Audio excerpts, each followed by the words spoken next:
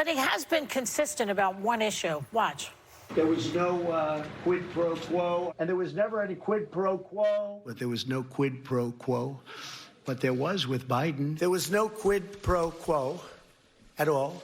It was quid pro quo. Well, there was none. Oh, God. Send him to a home already. But his acting chief of staff, Mick Mulvaney, did not get the memo. Watch this. He also mentioned to me in the past the corruption related to the DNC server. Absolutely. No question about that. But that's it. And that's why we held up the money. But to be clear, what you just described is a quid pro quo. It is funding will not flow unless the investigation into the Democratic server happens as well. We do that all the time with foreign policy. And I have news for everybody. Get over it. There's going to be political influence in foreign policy. We do it all the time. We do quid pro quo all the time. Well, that's not news for Mick Mulvaney. We're not going to get over it. We're not going to get over it because it's illegal, because it's criminal, and because it's an impeachable offense.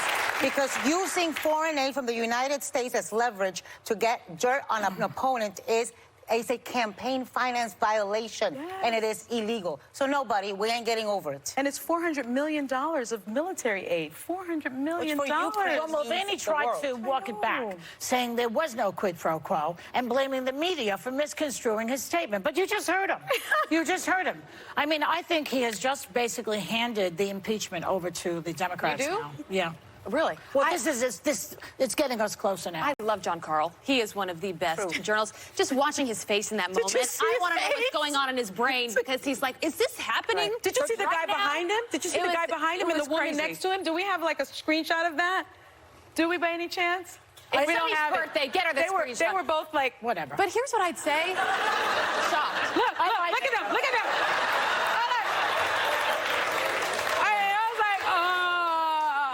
John Karl, he does his job better. Michael Kinsley, the writer, he said a gaffe is when a politician tells the truth. That's exactly what happens. Here's the thing, though. The people that are around the president right now, a lot of them are buffoons. They act like such idiots when they're talking. We haven't even talked on this show about it. Giuliani is now being investigated for criminal activity by the Southern District of New York. Lock him up. By the way, lock him up. But here's the thing. Giuliani ran.